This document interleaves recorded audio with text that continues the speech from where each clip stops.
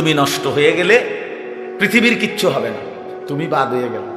প্রতিদিন কত মানুষ যে অ্যাক্সিডেন্টে মরে যায়, এতে পৃথিবীর কিচ্ছু হয় না। সূর্য ডুবেই যায়, চাঁদ উঠেই যায়, রাত শেষই হয়ে যায়, দিন শেষই হয়ে যায়, নাকি বলেন না ভাই? বলেন ছেলেরা, বলো ভাই,